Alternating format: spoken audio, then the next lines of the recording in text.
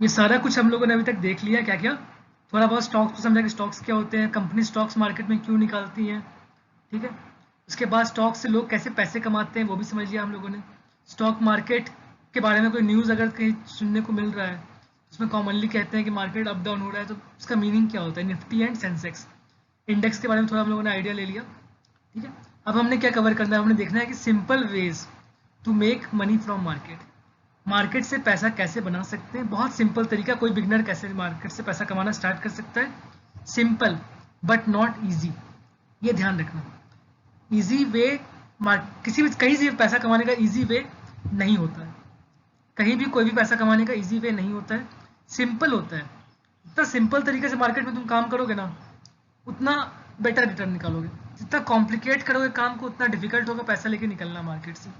खुद परेशान हो जाओगे, कंफ्यूज होगे तुमने क्या किया है। बहुत सारे कॉम्प्लिकेट करने के तरीके हैं, कॉम्प्लिकेटेड वे कभी भी काम नहीं करता, सिंपल वेज हमेशा ज़्यादा बेटर काम करता है। इसका एक एग्जाम्पल है, एग्जाम्पल ये है कि यूएस में बहुत सारे रिसर्च फर्म्स हैं जो कि शेयर्स के बारे में रिसर्च कर रहे होते हैं, कौन सी शेयर कैसे परफॉर्म करेगी in a long period of time, ठीक है। तो ऐसा ही एक रिसर्च फर्म था।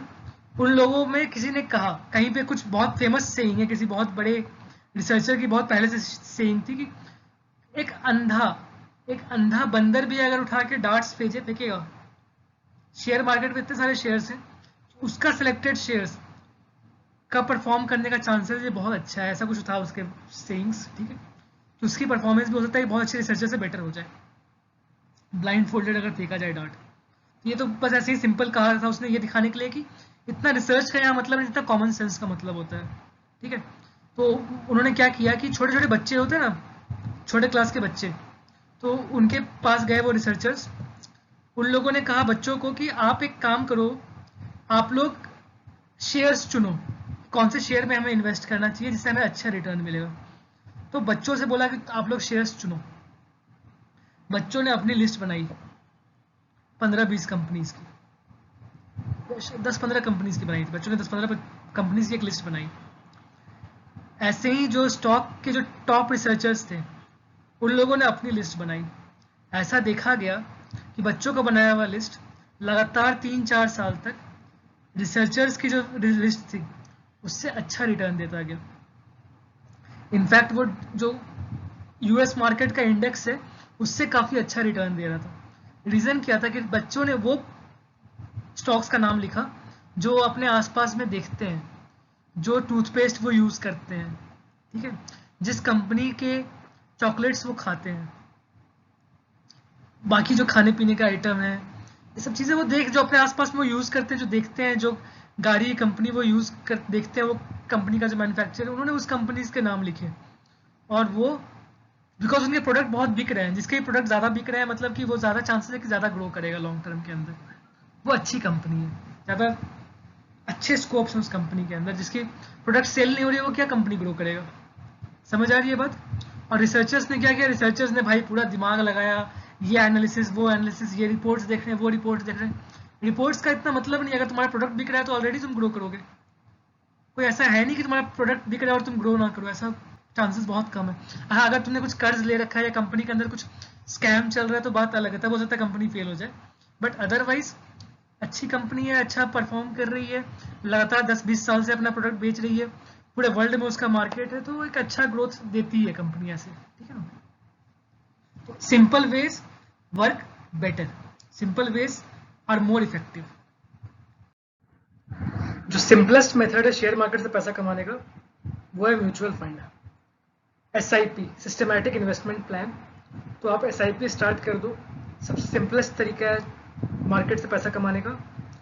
आपको कोई भी अच्छी कंपनी, जो म्यूचुअल फंड की जो अच्छी टॉप कंपनीज है, जो अच्छी रिटर्न दे रही है 4-5 साल की, अगर चाहो तो पुराना परफॉर्मेंस उसका एक बार कंपेयर कर लो कि कौन सी म्यूचुअल फंड कंपनी ज़्यादा अच्छा रिटर्न दे रही है।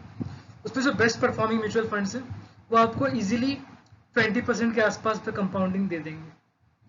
20%, 22%, 18% वैरी करता है, किसी का 30% भी कभी हो सकता है, लेकिन लॉन्ग टर्म में 20% से ज़्यादा एक्सपेक्ट मत करो। 18-20% एक्सपेक्ट करो तो एक्सपेक्टेशन मीट हो सकता है। अब एक्सपेक्ट करोगे 35%, 30%, तो वो कभी एक आध साल में हो सकता है बट रेगुलरली नहीं हो सकता। और लॉन्ग पीरियड वो एवरेज 30% का कंपाउंडिंग कोई नहीं दे पाएगा, ठीक है। मतलब म्यूचुअल फंड तो एटलीस्ट नहीं देंगे। अगर आपके पर्टिकुलर चॉइस हैं, अगर आपकी स्टडी अच्छी है तो आपकी पिक्स हो सकती है जो 30% से ज़्यादा अच्छा रिटर्न दे दे, बट नॉर्मली 20% बहुत अच्छा रिटर्न है। ठीक है, क्या है, good mutual funds will give you returns equal to और slightly better than Nifty. Nifty के स्लाइटली बेटर या फिर उसके कंपेरेबल देंगे रिटर्न। ठीक है, तो if you compound even at 20% and invest 8,000 every month, तो you will end up with, अगर तुम सिर्फ 8,000 पर मंथ इन्वेस्ट करते हो और कंपाउंडिंग रेट 20% साल का है, तो भी तुम्हारा 30 ईयर्स का पता है पैसा कितना बन जाएगा? आराम से 12 करोड़ रुपीस बन जाएगा। ठीक है, 12 करोड़ रुपीस बन जाएगा तुम्हारे पास 30 ईयर्स के पीरियड में, सिर्फ 8,000 रुपीज से स्टार्ट करके, पर मंथ 8,000।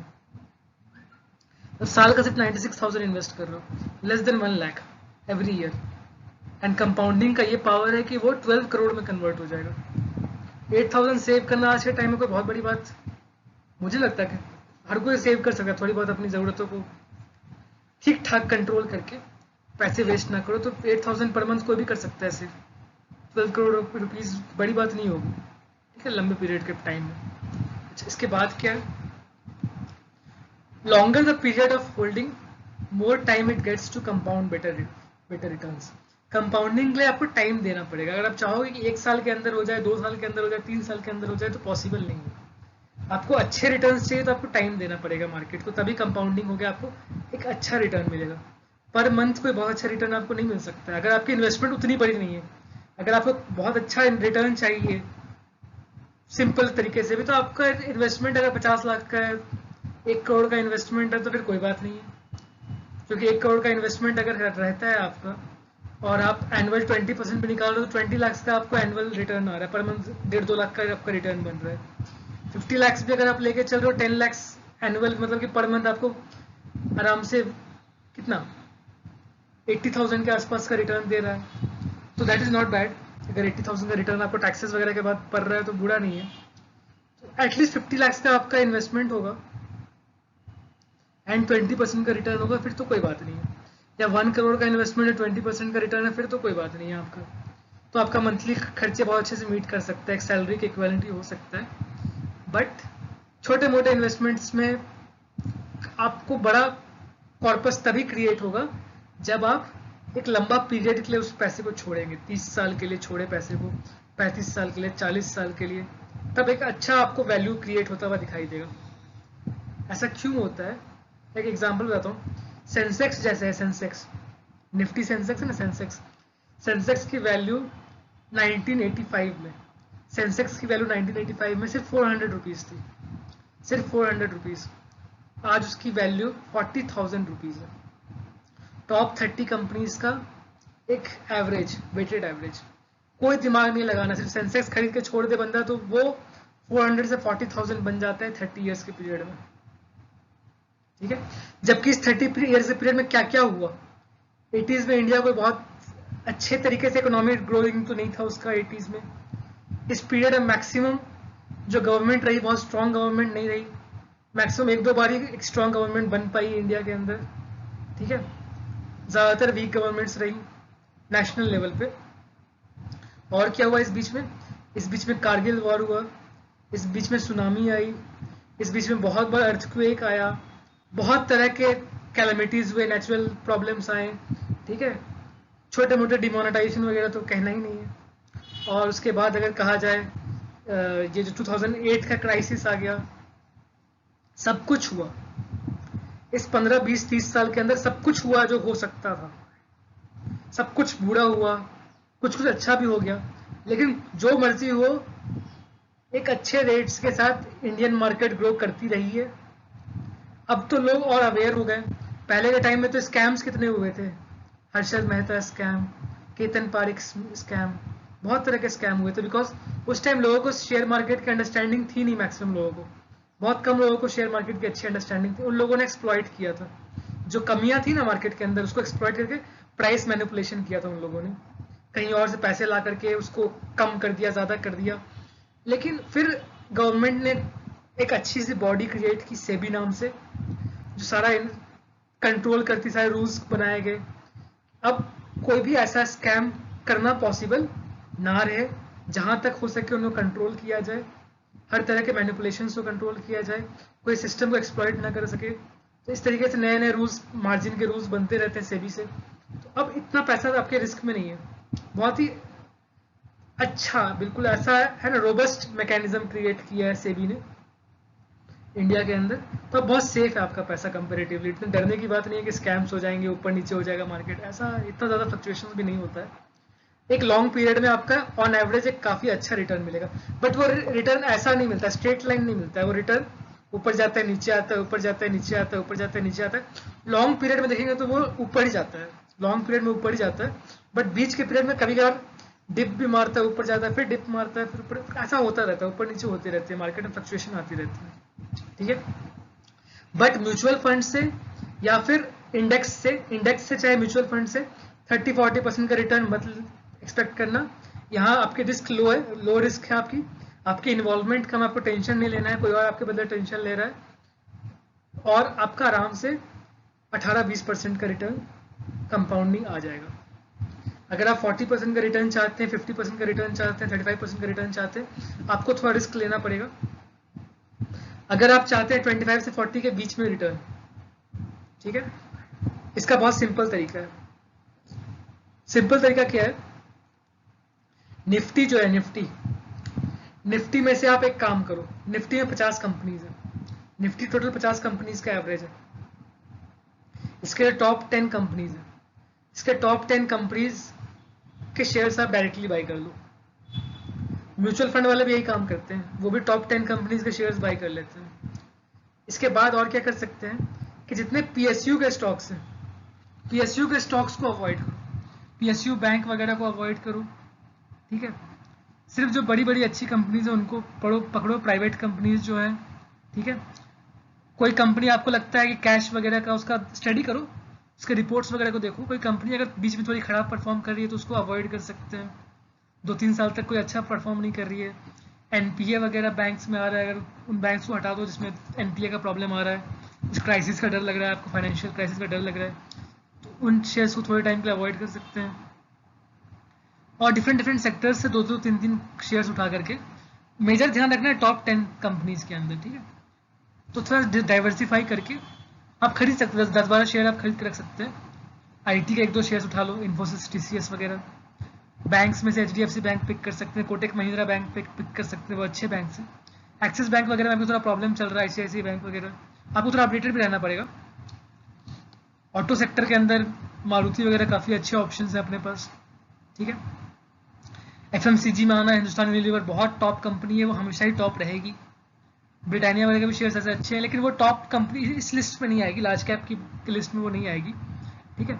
जो लार्ज कैप के जो टॉप 10 कंपनीज को मैं बोल रहा हूँ, उसमें रिलायंस आएगा, रिलायंस होना ही चाहिए आपके होल्डिंग में, टीसीएस होना चाहिए, इन्फोसिस होना चाहिए, ठीक है, कोटक महिंद्रा बैंक होना चाहिए।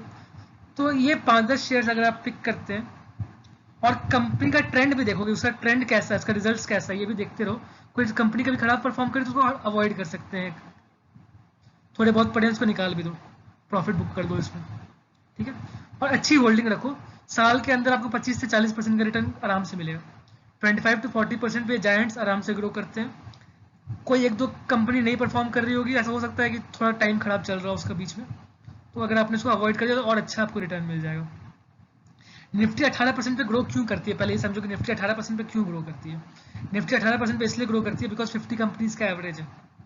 टॉप के 10 कंपनी तो बहुत अच्छा ग्रोथ रेट देते हैं, टॉप के 10 कंपनीज का ग्रोथ रेट 40%, 35% होता है, बट इसमें कुछ खराब कंपनीज भी होती हैं, 50 के अंदर कुछ खराब कंपनीज भी होती हैं जो रिलेटिवली थोड़ा सा पुल डाउन कर देती है।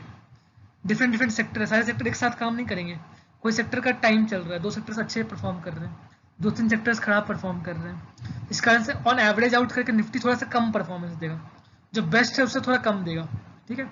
इस कारण निफ्टी थोड़ा सा डाइवर्सिफाई, थोड़ा सेफ होता है, बट 18% के आसपास आपको रिटर्न देता है। अगर आप इंडिविजुअल स्टॉक पे चले जाओगे तो आपका रिटर्न थोड़ा और अच्छा हो जाएगा, वो भी बिल्कुल टॉप वाले, लार्ज कैप टॉप वाले, उनको पिक करके रखो। म्यूचुअल फंड वाले भी यही काम करते हैं, म्यूचुअल फंड वाले भी ऐसे स्टॉक्स को उठाते हैं जो टॉप अच्छे शेयर से, लार्ज कैप वाले, और जो उसमें थोड़ा खराब करे उसको थोड़ा सा थोड़े टाइम के लिए वो हटा देते हैं, थोड़े टाइम के लिए उसमें कम फोकस करते हैं, उसको कम बाई करते हैं, ज़्यादा जो अच्छा परफॉर्मेंस दे रहे हैं, अच्छे रिजल्ट दे रहे हैं, उन्हीं को वो पिक कर रहे होते हैं। बात समझ में आ गई। ये जो टॉप 10 शेयर्स हैं निफ्टी के, ये निफ्टी का 70% होल्ड करते हैं, 70% ऑफ निफ्टी का जो मूवमेंट है वो इसी से कंट्रोल होता है। तो मतलब कि अगर ये गिरेंगे तो निफ्टी गिरेगा, ये चढ़ेंगे तो निफ्टी चढ़ेगा। समझ आ गई बात? अब अगली बात है कि ज़्यादा चढ़ेंगे, ये रिलेटिवली बाकी शेयर से ज़्यादा अच्छा चढ़ते हैं, इस कारण से निफ्टी में एक अच्छा आपको ग्रोथ दिखाई देता है। और दूसरी बात कि आपको डिविडेंड्स वगैरह आपके अकाउंट में मिलते रहेंगे। अगर आपने शेयर डायरेक्टली होल्ड कर रखा है तो डिविडेंड को चक्कर नहीं, सिंपल चीज़ है, जो कंपनी जो डिविडेंड दे रही है आपके अकाउंट में डिविडेंड आ रहा होगा। ठीक है। और एक फ़ायदा क्या है इसमें, म्यूचुअल फंड कंपेरिजन में एक फ़ायदा है, मान लीजिए कोई न्यूज़ आता है, किसी एक कंपनी का न्यूज़ आता है सडनली कि कंपनी का रिजल्ट काफ़ी ख़राब आया है, तो आपको कोई ज़रूरत नहीं है कि आप 3 महीने 6 महीने उस शेयर को होल्ड रखो। लेकिन अगर म्यूचुअल फंड में तो आपका कोई कंट्रोल नहीं है, म्यूचुअल फंड जैसा चाहेगा वैसा उसको रोटेट करेगा। आपको लगता है कि ये कंपनी ज़्यादा अच्छा परफॉर्म कर रही है तो आप उसको हटा के किसी और कंपनी को रख सकते हो। जिस कंपनी को आपको लगता है कि ये कंपनी का परफॉर्मेंस ख़राब हो रहा है उसको आप हटा सकते हो लिस्ट से। आप रिलायंस का ये शेयर ज़्यादा खरीद लो, कम खरीद लो, वो आपके कंट्रोल में है। ठीक है। लेकिन म्यूचुअल फंड में कंट्रोल किसी और के हाथ में है। आपको कब निकलना है कब करना है वो आपका टेंशन है, पैसा आपका है, आपका टेंशन है। म्यूचुअल फंड के लिए आप सिर्फ एक कस्टमर हो, उनके पास हज़ारों कस्टमर हैं, वो आपका अकेले का टेंशन थोड़ी लेंगे। और जब वो बेचने जाएंगे ना शेयर को तो एक और प्रॉब्लम आती है म्यूचुअल फंड के साथ। जब वो शेयर को बेचने जाते हैं तो एक साथ इतना ज़्यादा बड़ा अमाउंट में बेचते हैं, शेयर का दाम एक्चुअली गिरने लगता है, तो वो अच्छे प्राइस पे बेच नहीं पाते हैं। आप जब अकेले बेचेंगे 100 शेयर्स आप बेचने जाएंगे तो आपका शेयर अच्छे दाम पे बिक जाएगा। लेकिन म्यूचुअल फंड कंपनी जब बेचने जाएगी शेयर, उसके पास हज़ारों क्लाइंट्स हैं, लाखों क्लाइंट्स हैं, लाखों क्लाइंट्स के शेयर्स जो होंगे उसकी वर्थ कितनी होगी, कम से कम 50-100 करोड़ की शेयर्स वो एक बार में सेल करता है। जब वो सेल करने के लिए ऑर्डर डालेगा कि मैं 100 करोड़ शेयर्स सेल करना चाहता हूँ, तो बाई करने वाला बेवकूफ़ थोड़ी, उसको पता है कि 100 करोड़ शेयर्स जो बेचने के लिए ईगर है वो बंदा किसी भी रेट पे बेचेगा, तो वो बिड नीचे करता जाएगा। ये बोलेंगे कि मैं 1000 में बेचने को तैयार हूँ, तो बाई करने वाला बोलेगा मैं 920 पे खरीदना चाहूँगा। वो 950 पे आएगा तो वो बोलेगा कि मैं 890 पे खरीदना चाहूँगा। तो वो बिडिंग चलती होती है इनके बीच में। ठीक है। तो यहाँ आपका थोड़ा नुकसान हो जाता है। प्लस क्या है कि आपने जो प्रॉफिट अर्न किया, आपकी प्रॉफिट, आपके शेयर से जो प्रॉफिट आपका निकल रहा है उसमें से 1-2%, 3% एक्चुअली म्यूचुअल फंड वाले अपने एक्सपेंस रेशियो वगैरह के टर्म्स में ले लेते हैं, अपनी मैनेजमेंट के इनकम के फॉर्म में ले लेते हैं। और अगली बात क्या है कि आप अपना पैसा, अगर आपके पास शेयर्स प्रेजेंट है तो आप उसको हेज कर सकते हो। हेजिंग होता है, इंश्योरेंस बाई कर सकते हो उससे अगेंस्ट में आप। तो आपकी अगर मान लीजिए कि होल्डिंग बहुत बड़ी है, 5 लाख से ज़्यादा के शेयर्स आपने होल्ड कर रखे हैं, 10 लाख, 20 लाख, 50 लाख, 1 करोड़ का आपने शेयर होल्ड कर रखा है, तो आप इंश्योरेंस बाई कर लो।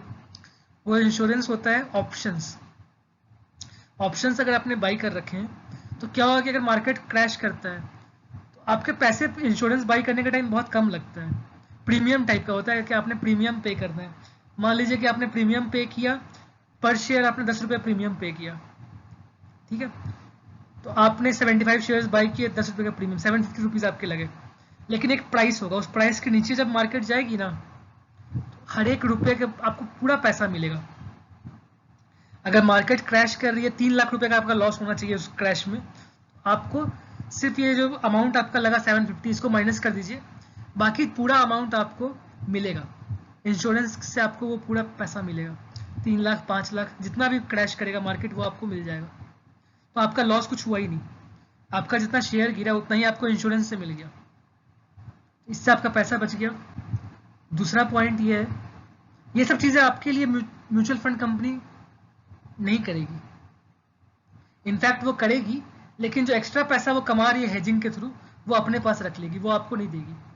आपके शेयर को कोलैटरल करके वो हेजिंग करेगी और हेजिंग के पैसे आपको नहीं देगी। ठीक है ना। उसका प्रॉफिट जो भी मिला 6 लाख 10 लाख रुपए, वो उनका अपना प्रॉफिट हो गया। आपका शेयर डिप मारा और आपका शेयर रिकवर करेगा। मार्केट नीचे तो रहने वाली है नहीं, मार्केट गिरी है तो मार्केट ऊपर भी जाएगी। अब मार्केट जब ऊपर जाएगी तो आपका शेयर वापस रिकवर कर गया, जिस प्राइस से गिरा उसी प्राइस से वापस आ गया। तो म्यूचुअल फंड कंपनी में आपको जीरो प्रॉफिट हुआ, जहां से गया वहीं वापस आ गया। इसके ऊपर जो जाएगा वो आपका प्रॉफिट होगा। लेकिन जब आपने हेजिंग खुद से किया है तो गिरने के टाइम आपको इंश्योरेंस मिल गया, ऊपर जाने के टाइम पे मान लो कि आपने इंश्योरेंस मेंटेन रखा, आपने एक इंश्योरेंस फिर से ले लिया, महीना महीना क्रॉस होगा, महीना वाइज इंश्योरेंस होता है, पर मंथ आपको इंश्योरेंस का पैसा देना पड़ेगा। 750 का आपने इंश्योरेंस लिया, मान लो मार्केट क्रैश कर गया उस मंथ में, और उसके बाद 2-3 महीने में मार्केट रिकवर कर रहा है, तो मार्केट क्रैश के टाइम आपको 3 लाख रुपए मिल गए। आपने हर मंथ इंश्योरेंस खरीदते गए, आप 750 750 750 750, 4 महीने में आपने कितने का इंश्योरेंस खरीदा, 3,000 रुपये का मान लो आपने इंश्योरेंस खरीद लिया, बट आपको 3 लाख रुपए मिल गए वहाँ पर रिटर्न, आपका शेयर जहाँ था वहीं पहुँच गया, आपका 3 लाख रुपये आपको एक्स्ट्रा मिल गया। तो इस तरह की चीज़ें होती हैं। इसमें आपको ज़्यादा फायदा है अगर आप लार्ज कैप कंपनीज को खुद से होल्ड करें और अगर आप इंश्योरेंस बाई कर सके, हेजिंग अप कर सके। लेकिन हेजिंग का फायदा तभी है जब आपका इन्वेस्टमेंट कम से कम 5 लाख से ऊपर हो। 5 लाख से कम के इन्वेस्टमेंट में क्या हर महीने आप हेजिंग करोगे, क्योंकि मार्केट गिरती तो कभी एक बार है, साल 2 साल में 3 साल में कभी मार्केट एक बार आपको डिप मारेगी, ऐसी खतरनाक टाइप क्रैश होगी, आपको पर मंथ का प्रीमियम देते जाना है। तो आपको फायदा नहीं होगा कि अगर आपका इन्वेस्टमेंट कम अमाउंट का है। अगर आपका इन्वेस्टमेंट 20 लाख 50 लाख 1 करोड़ का इन्वेस्टमेंट है तब तो आपको एक इंश्योरेंस रखना चाहिए। बात समझ में आई? हमने बात की एक स्ट्रेटजी की कि आप लोग लार्ज कैप के जो टॉप 5-10 शेयर्स हैं, पीएसयू बैंक्स वगैरह को हटा दो, ठीक है, जो टॉप 5-10 शेयर्स हैं इनमें अगर बंदा परचेज करके होल्ड करता है तो ज़्यादा बेटर रिटर्न मिलता है। अगर इन्वेस्टमेंट बड़ी हो तो एक इंश्योरेंस रखे तो और बेटर रिटर्न मिलता है। कौन कौन सी कंपनीज हैं?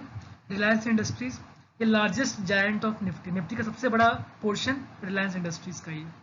सेकेंड है HDFC बैंक, ठीक है, थर्ड है TCS, फोर्थ है इन्फोसिस, फिफ्थ है ITC, sixth Kotak Mahindra bank, seventh ICICI bank, eighth Hindustan Unilever कह सकते हैं, नाइन्थ हिंदुस्तान यूनिलीवर, ठीक है, HUL हो गया, हिंदुस्तान यूनिलीवर, मारुति वगैरह के शेयर्स हैं। अब इसके बाद बेसिकली क्या है, एक बात पे ध्यान रखना, इसके अंदर एक और भी शेयर है जो टॉप 10 के अंदर आता है, दैट इज एक्सिस बैंक। इसके अंदर अभी कुछ प्रॉब्लम्स चल रही हैं तो इसको मैंने अवॉइड किया है, ठीक है। और ITC जो शेयर है ये थोड़े टाइम से डाउन ट्रेंड के अंदर चल रहा है, इसके अंदर कुछ थोड़ी से मतलब गिरावट आ रही है, तो इसको परचेज करने के टाइम थोड़ा कम, जितना भी इन्वेस्टमेंट करना है तो इन्वेस्टमेंट का बहुत मिनिमम फ्रैक्शन इसके अंदर डालना है, मिनिमम फ्रैक्शन, ज़्यादा पैसा इसके अंदर नहीं डालना है, क्योंकि थोड़ा रिस्की हालत में है ये, ठीक है। और मार्केट में पैसा इन्वेस्ट कब करना है? आज नहीं इन्वेस्ट करना मार्केट में पैसा। अगर पैसा पड़ा है और इन्वेस्ट करना चाहते हैं, सपोज करो कितना, अगर मान लेते हैं कि 10,000 रुपीज का रिलायंस इंडस्ट्री को खरीदना चाहते हैं, रिलायंस इंडस्ट्री का कॉस्ट लगभग 2,000 रुपीज का चल रहा है आज के टाइम पे, 2100 2200 ऐसा कुछ रेट चल रहा होगा रिलायंस इंडस्ट्रीज का, बिटवीन 2000 एंड 2200 के बीच में वैरी कर रहा है। आपने क्या करना है, आपने 5 बार एक एक शेयर करके खरीदना है। आज चाहो तो आप 1 शेयर खरीद सकते हो इसका। आपको देखना चाहिए कि वो शेयर ने पिछली बार कहाँ पे जाके वापस गिरा था, जहां जाके शेयर गिरता है ना उसके चार्ट को थोड़ा देखो कहां से जाके शेयर गिरा है, जहां जाके शेयर गिरा है जो उसका हाई था, पुराना हाई 2200, अगर इसको ब्रेक करता है तो एक शेयर बाई कर लो, अगर इसको ब्रेक करता है तो एक शेयर बाई कर लो, बिकॉज हो सकता है कि इससे बहुत ऊपर चला जाएगा। और अगर नहीं ब्रेक करता है तो फिर भाई वेट करो, आराम से वेट करो कि कभी नीचे मिलता है शेयर, थोड़ा अच्छे रेट पे मिल जाए तो फिर एक एक शेयर, क्योंकि अच्छी कंपनीज है, इनको नीचे प्राइस में भी खरीदने में ज़्यादा प्रॉब्लम नहीं है, ठीक है।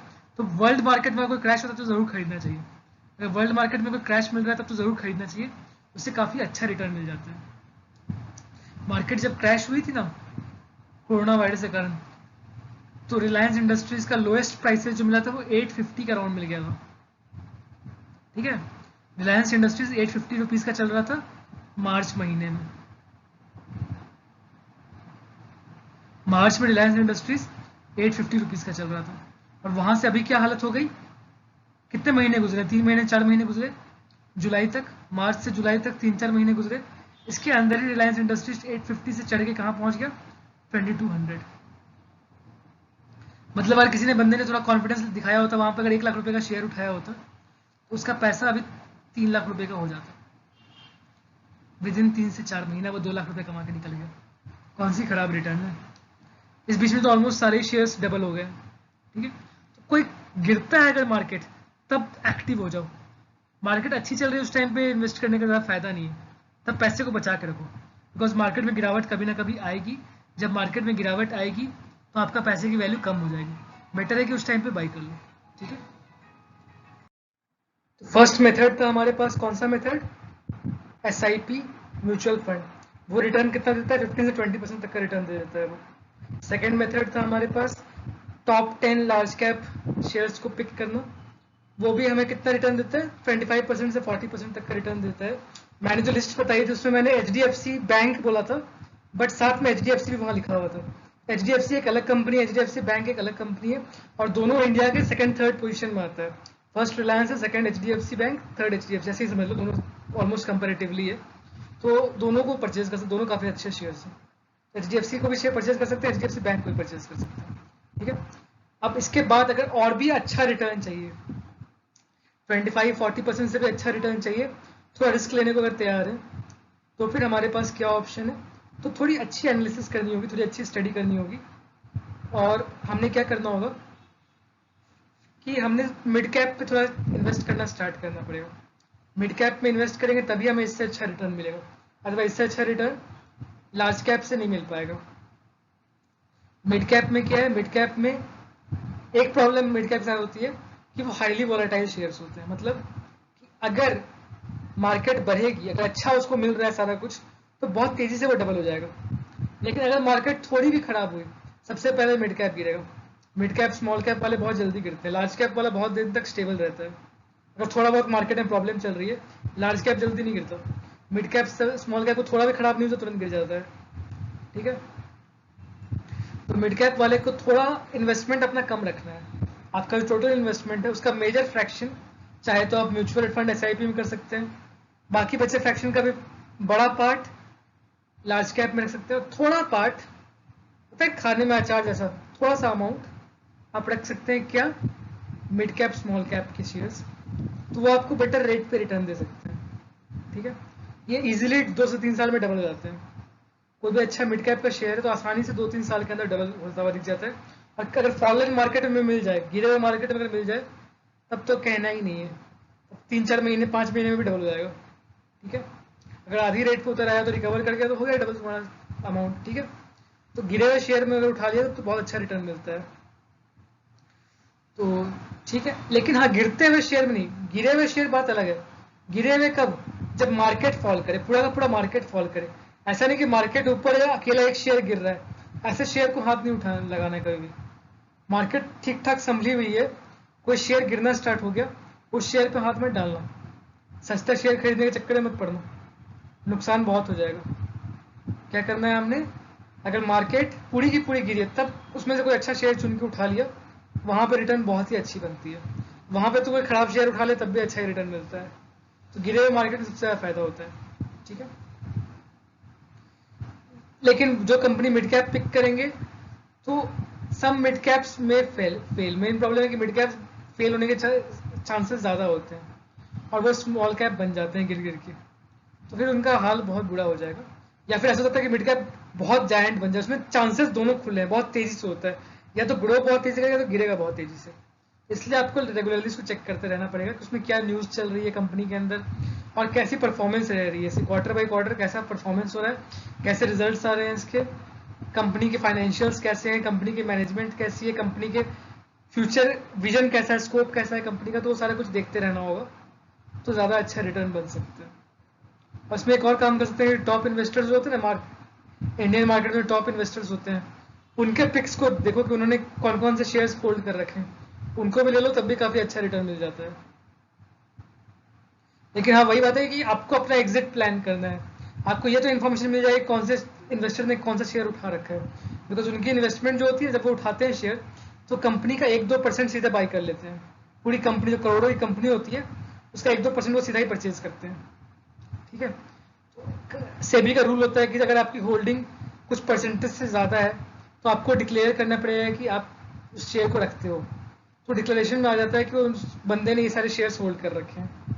ठीक है, तो आपको लिस्ट मिल जाएगा शेयर के कौन से शेयर्स उसने होल्ड कर रखे हैं, बट वो आपको बताया कि नहीं, कभी भी नहीं बताने वाला है कि वो कब उसने एग्जिट किया शेयर को। कोई भी बड़ा इन्वेस्टर आपको ये नहीं बताया कि हाँ अब मेरा प्रॉफिट पहुंच चुका है, मेरा टारगेट आ गया, मैं अब शेयर से अब निकल रहा हूँ। तो आपको अपना एग्जिट खुद प्लान करना है, वरना वो तो चला जाएगा प्रॉफिट बुक करके, आप उसमें वेट करो, वो लॉस होना स्टार्ट हो गया। तो आपको उसमें प्लान करना होगा अपना एग्जिट। बात समझ में आ गई? ठीक है,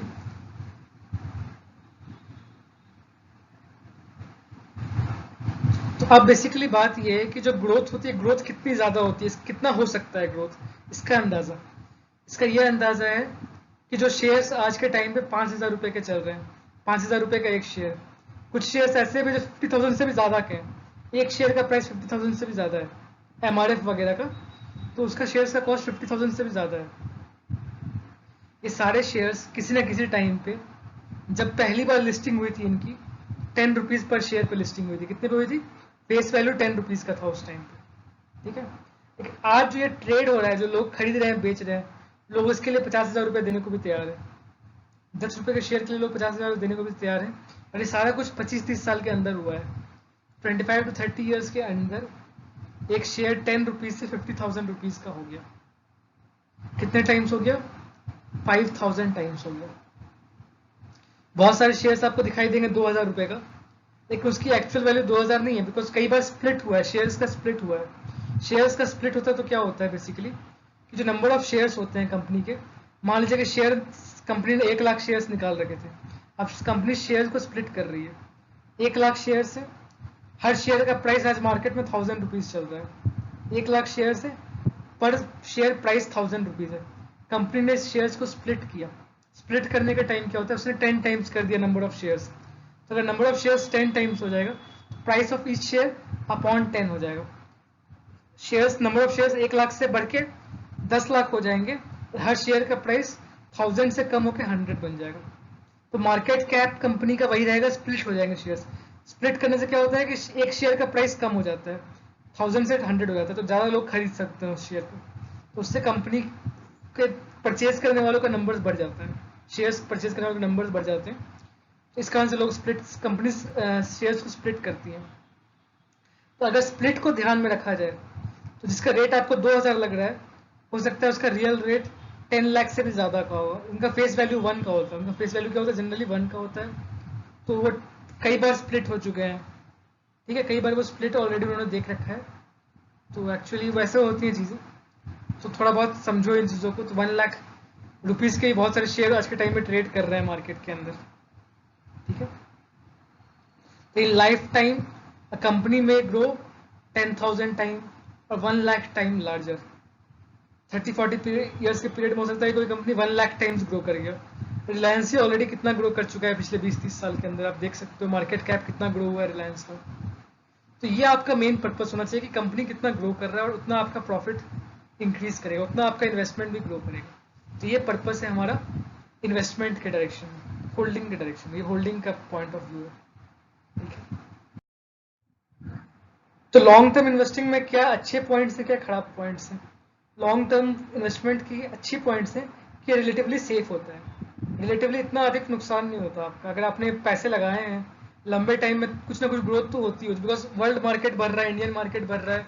अगर कंपनी थोड़ी भी अच्छी है, कंपनी थोड़ी भी अच्छी है, तो 5 साल 6 साल में डबल हो जाता है उसमें आपका पैसा, ठीक है। और कंपनी बहुत अच्छी है तो हो सकता है कि 1-2 साल के अंदर ही आपका पैसा डबल हो जाए, ठीक है। इसमें अपसाइड बहुत ज़्यादा है, अनलिमिटेड अपसाइड है।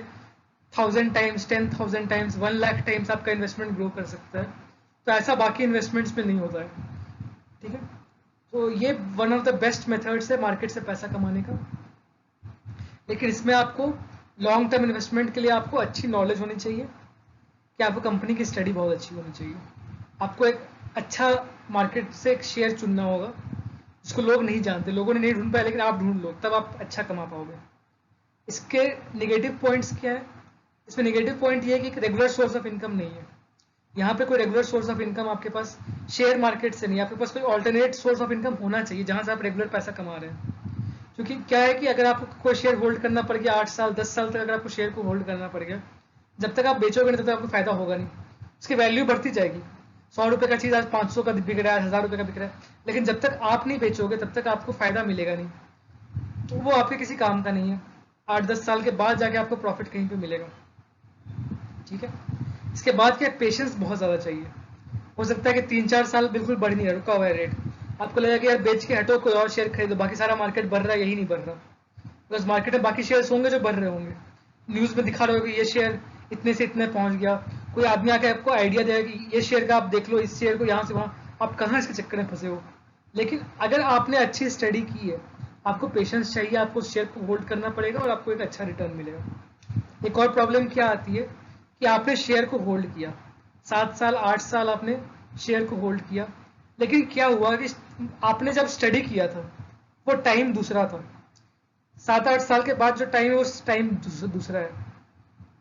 अगर इस बीच में शेयर के साथ कुछ गलत हो जाता है, अगर इस बीच में शेयर में कुछ भी गलत होता है, शेयर का प्राइस जो बढ़ना चाहिए थोड़ा बहुत हो सकता है बढ़ा भी हो, लेकिन सडनली डिप मारेगा, गिरेगा शेयर। अगर शेयर सडनली गिरेगा तो काफ़ी मुश्किल हो सकता है आपको एक अच्छे रेट पे निकलना वहाँ से, ठीक है। और प्रॉब्लम ये है कि शेयर को अगर ज़्यादा लोग जानते नहीं है तो लिक्विडिटी प्रॉब्लम आती है कि ज़्यादा लोग खरीदने वाले भी नहीं मिलेंगे आपको।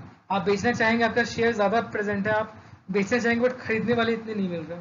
लार्ज कैप शेयर्स में जो होते हैं ना, लार्ज कैप शेयर्स में खरीदने वाले बहुत मिलते हैं। निफ्टी वाले शेयर्स बहुत आराम से बिकते हैं बिकॉज उसकी लिक्विडिटी बहुत अच्छी होती है, वहाँ लिक्विडिटी प्रॉब्लम कभी नहीं आती। आप जिस रेट में बेचना चाहोगे सेकंड्स में शेयर बिक जाएगा, आपके पैसे आपके अकाउंट में आ जाएंगे with in seconds, demat account में आएंगे। बाद में वो पैसा ट्रांसफर होगा आपके बैंक अकाउंट में, 1-2 दिन का टाइम लगेगा, बट शेयर बिकने में टाइम बिल्कुल नहीं लगता। आपको अभी मन हुआ कि आपको बेचना है, इस रेट आपको बेचना है, आप सेल क्लिक कर दो, तुरंत सेल हो जाएगा शेयर। लिक्विडिटी प्रॉब्लम नहीं आती, लिक्विडिटी प्रॉब्लम छोटे शेयर्स के अंदर आती है, ठीक है। अब है शॉर्ट टर्म ट्रेडिंग, बोल रहा हूँ इन्वेस्टिंग नहीं, शॉर्ट टर्म ट्रेडिंग। तो दो तरह का हो गया, एक तो लॉन्ग टर्म इन्वेस्टिंग हो गया, आपने एक अच्छा शेयर चूज किया फंडामेंटल एनालिसिस करके, आपने उसको होल्ड किया लंबे टाइम तक। सेकंड मेथड है कमाने का कि आपने कुछ म्यूचुअल फंड वगैरह यूज कर लिया, या फिर लार्ज कैप शेयर्स होल्ड किए, साथ में कुछ मिड कैप मिक्स कर दिया आपने, आपने होल्डिंग की। तो होल्डिंग एक लॉन्ग टर्म काम है।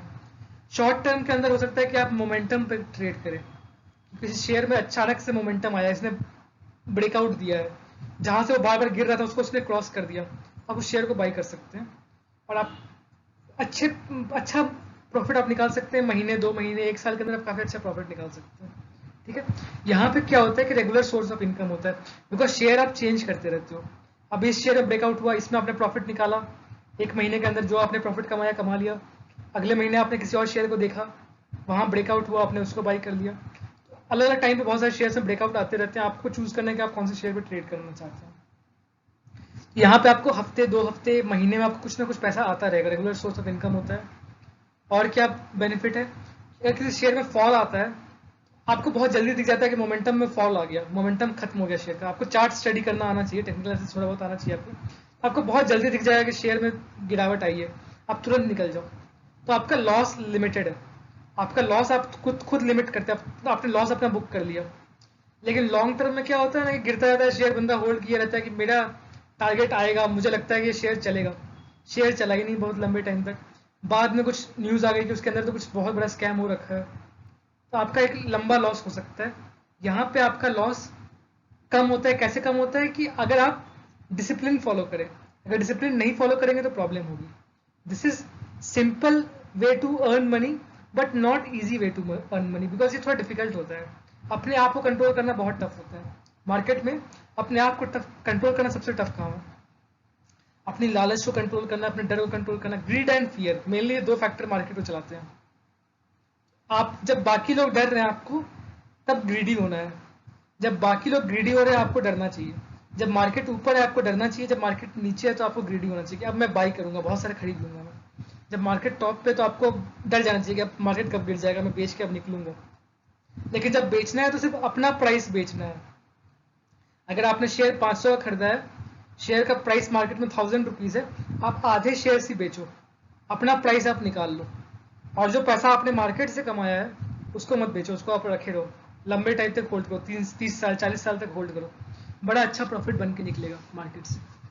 और अपना शेयर जो आपने बेच के निकाला, उस शेयर को निकाल के कोई सेफ साइड इन्वेस्टमेंट में डाल दो, जैसे कि निफ्टी में डाल सकते हो, ठीक है, निफ्टी इंडेक्स को होल्ड कर सकते हो, म्यूचुअल फंड में डाल सकते हो, या फिर अगर चाहो तो आप क्या कर सकते हो, hold large cap shares hold कर सकते हो। कोई सेफ साइड इन्वेस्टमेंट में आप निकाल कर डाल दो उस पैसे को।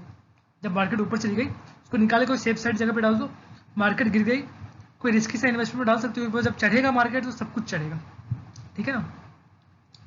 मैंने एग्जांपल दिया है रेगुलर इनकम के ऊपर कि रेगुलर इनकम और होल्डिंग में क्या फ़र्क होता है। कि रिलायंस का जो प्राइस है, रिलायंस का प्राइस 2009 में रिलायंस का प्राइस 540 रुपीज़ था। 2009 में रिलायंस का प्राइस 540 रुपीज़ था। 2017 में रिलायंस का प्राइस 585 रुपीज़ था। मतलब इस 8 साल के अंदर रिलायंस बढ़ा ही नहीं, रिलायंस ने 10% का भी रिटर्न नहीं दिया, ठीक है ना। इस इस 8 साल के अंदर रिलायंस ने 10% का भी रिटर्न नहीं दिया है, पूरे 8 साल मिला के। इससे तो बैंक ने बहुत अच्छे रिटर्न दिए हैं। लेकिन फिर क्या हुआ, 2017 और 2020 के बीच में इसका प्राइस 585 से बढ़ के 1550 पहुंच गया, 1550।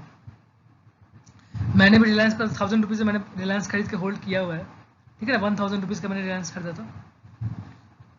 उसके बाद क्या हुआ रिलायंस के साथ, रिलायंस फिर गिरा। आपको पेशेंस तो रखना पड़ेगा, हिम्मत रखनी पड़ेगी। रिलायंस जब गिरा तो वो 860 रुपीज़ का आ गया मार्च में। मतलब मैंने भी जब 1000 रुपीज़ का रिलायंस करता था तो काफ़ी टाइम के बाद जाकर रिलायंस 1500 पहुंचा, लेकिन फिर गिर के वो 860 आ गया। मार्केट से अगर आपको मार्केट में स्टडी अच्छी है तो आपको डरना कभी नहीं है मार्केट में।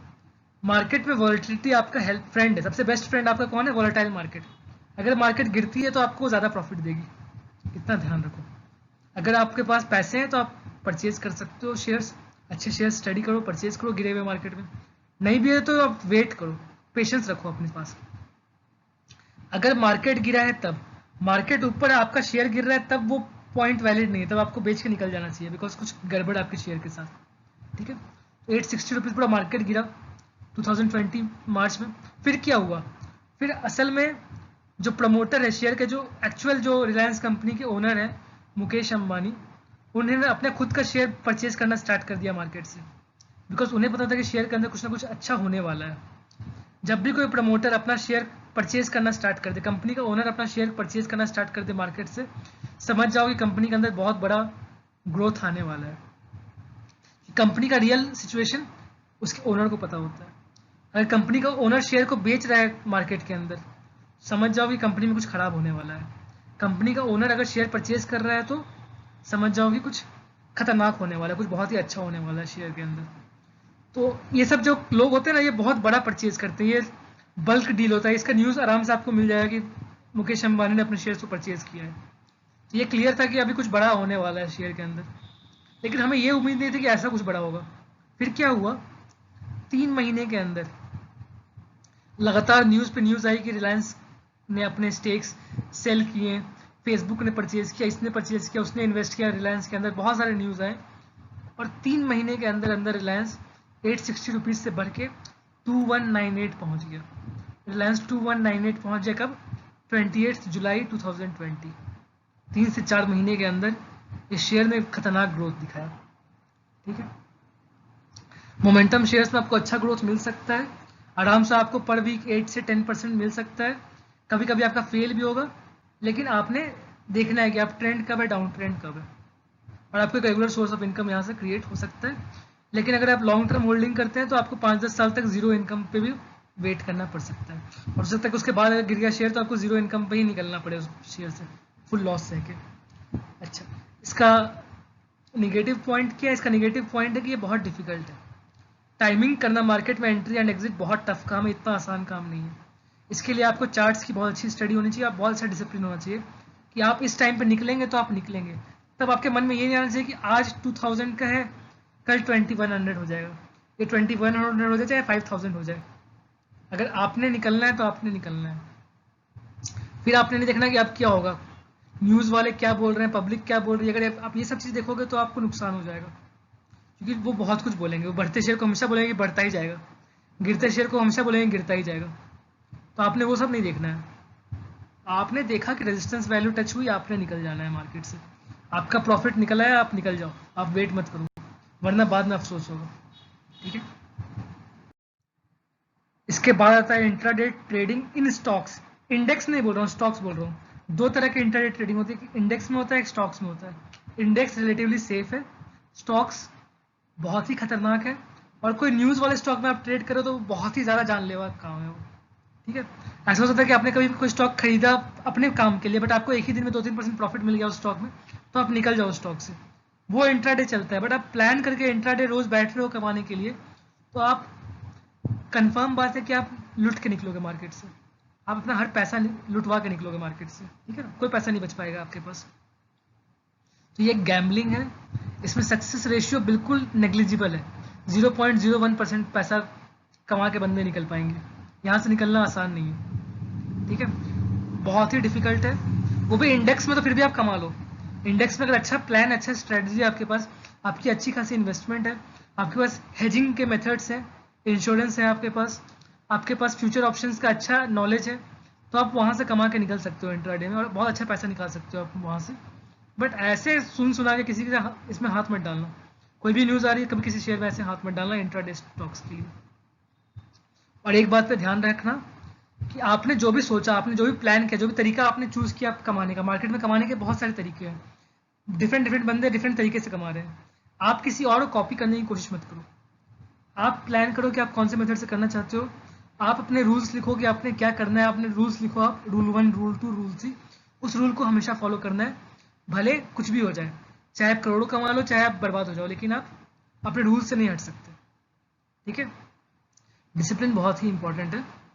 एक वो पोयम है ना हरिवंश राय बच्चन का, मधुशाला, मदिरा ले पीने को, मदिरा ले जाने को घर से निकला है पीने वाला, मदिरा ले जाने को घर से निकला है पीने वाला, किस पथ से जाऊं, किस पथ से जाऊं, असमंजस में है भोला भाला, किस पथ से जाऊं, असमंजस में है भोला भाला, अलग अलग पथ बतलाते सब, अलग अलग पथ बतलाते सब, मैं मगर ये बतलाता हूं, तू राह पकड़ कर एक चलाचल, पा जाएगा मधुशाला। किसी भी एक रास्ते से अगर आप चलते जाओ तो आप बहुत ही अच्छा सक्सेस पाओगे अगर आप लॉन्ग टर्म तक कंटिन्यू करते हो। लेकिन ये नहीं कि आज ये ट्राई किया, कल वो ट्राई किया, कल वो ट्राई किया, वहां पे सब बर्बाद हो जाएगा। एक को पकड़ो, बिकॉज उसको समझने में आपको टाइम लगेगा, उसमें कैसे प्रॉफिट आएगी आपको थोड़ा सा टाइम लगेगा, उसमें चीज़ों को ज़्यादा सीखो, एक ही तरीके में ज़्यादा सीखो, उसमें क्या क्या चीज़ें काम आती हैं, कौन से इंडिकेटर काम आएंगे आपके, आपको क्या फंडामेंटल पढ़ना है उसके अंदर, क्या टेक्निकल पढ़ना है आपको उसके अंदर, उस फील्ड के टॉप अच्छे मतलब परफॉर्मर्स कौन है वर्ल्ड के अंदर, आप उनके इंटरव्यू को सुनो, उनके लिखे हुए बुक्स को पढ़ो, उसी में आप डीप जाओ, जो एक फील्ड आप पकड़ो उसी में आप डीप जाओ, वो ज़्यादा बेटर है। मार्केट से पैसे कमाने के बहुत सारे तरीके, आप एक तरीके को पिक करो और उसी में आप डीप जाओ, अपने नॉलेज को बढ़ाओ, अपने प्रैक्टिस को बढ़ाओ, अपने एक्सपीरियंस को बढ़ाओ, तो आप लॉन्ग टर्म में अच्छा पैसा कमाओगे। आप कभी भी आपका सक्सेस रेशियो 100% कभी नहीं पहुंचेगा। ये नहीं कि आपने 100 ट्रेड लिया, आपके 100 ट्रेड सक्सेसफुल होंगे, ऐसा कभी नहीं होगा। आपके 25-30 ट्रेड फेल होंगे ही होंगे।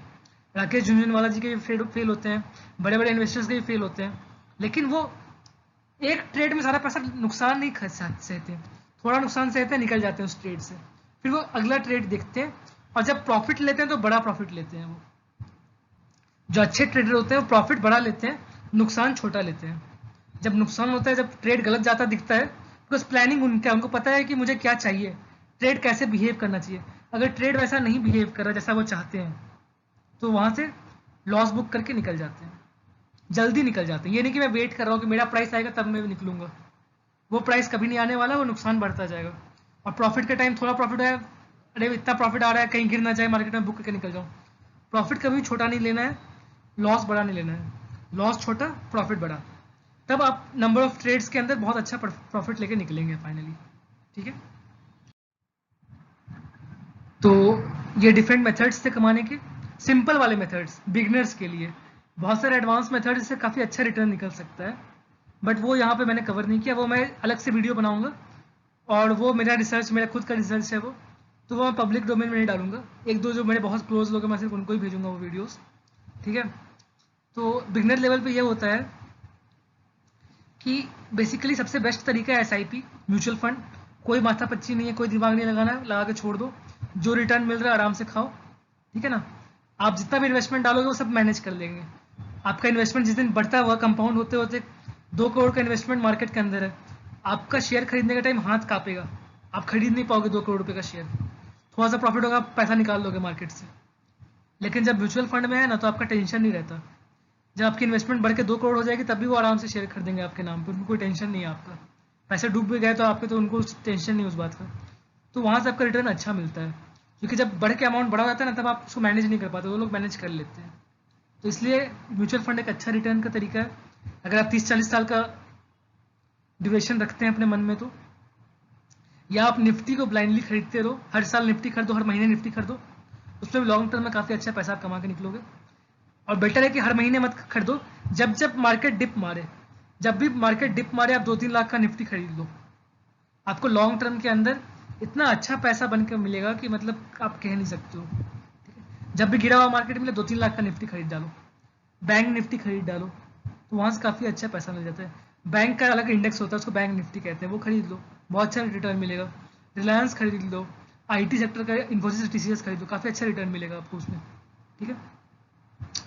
Deeper the fall sharper the recovery, ये मार्केट में बिल्कुल आप हिस्टोरिकली हुआ है आज तक, हमेशा आप उसको देख सकते हैं।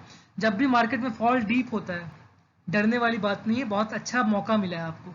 जहां मार्केट गिरा वहां पैसा डालो, deeper the fall sharper the recovery.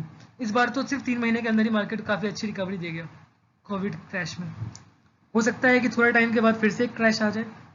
अगर क्रैश मिला तो खुश हो जाओगे, बिकॉज वो आपको एक मौका मिला है। क्रैश को देख कर डरने वाली बात नहीं है। एक इंपॉर्टेंट रूल है, कभी भी लोन का पैसा मार्केट में मत डालो, किसी से उधार मांग के पैसा मार्केट में मत डालो। लोन का पैसा मार्केट में, जो भी तुम्हारे पास एक्स्ट्रा पैसा है मार्केट में, कोई भी लोन वाला पैसा नहीं डालना है। कोई भी लिवरेज में ट्रेडिंग नहीं करनी, ये नहीं कि लिवरेज ब्रोकर दे रहे हैं कि आप 10 टाइम्स ट्रेडिंग कर लो, 15 टाइम्स ट्रेडिंग कर लो। अपने पैसे से ट्रेडिंग करो, जो एक्स्ट्रा पैसा आपके पास पड़ा है सिर्फ उसी से इन्वेस्ट करो या ट्रेड करो, ठीक है। और दूसरी बात है, जो भी पैसा आपने मार्केट में डाल दिया, समझ लो कि आपने भगवान को चढ़ा दिया, आपने वो पैसा भगवान को सौंप दिया है। अब उसका टेंशन मत दो, उसको आप भूल जाओ कि वो पैसा से क्या मिलेगा, वो आपके हाथ में नहीं है। मार्केट ने आपको जो भी दे दिया उसको बस हाथ जोड़ के आप एक्सेप्ट कर लो, ठीक है ना। मार्केट भगवान है, अगर आप मार्केट में ट्रेडिंग करना चाहते हो तो मार्केट आपके लिए भगवान है। मार्केट में जो भी रेट चल रहा है, जो भी भाव, जो जनरली गुजराती लोग बोलते हैं कि भाव ही भगवान है, जो भाव चल रहा है वही आपका भगवान है। मार्केट ही आपका भगवान है, वो आपको ज़्यादा दे सकता है, वो आपको कम दे सकता है। कोई भी शेयर अंडर वैल्यूड हो सकता है, कोई भी शेयर ओवर वैल्यूड हो सकता है। शेयर की जितनी क्वालिटी उससे ज़्यादा रेट पे बिक सकता है, उससे कम रेट पे भी बिक सकता है। मार्केट में जिस रेट पे वो बिक रहा है वही आपका भगवान है। समझ आ रही है बात? तो ये होता है मेनली कि आप प्रॉफिट लॉस आपके हाथ में नहीं, आप उसको दे के भूल जाओ। और आपने वो भगवान को चढ़ा दिया, उसको वापस एक्सपेक्ट मत करो कि आपको 5 साल के बाद वो पैसा वापस मिलेगा। मान लो कि वो जीरो हो जाएगा पैसा, आपने चढ़ा दिया है। अब बदले में क्या मिलेगा, बस जो मिले उसको खुशी खुशी एक्सेप्ट कर लो। हो सकता है कि 30-40 साल के बाद करोड़ों रुपए आपको मिल जाए, या हो सकता है कि बहुत छोटा फ्रैक्शन ही बचा हुआ मिले आपको। तो मार्केट में ये रिस्क तो है, ठीक है।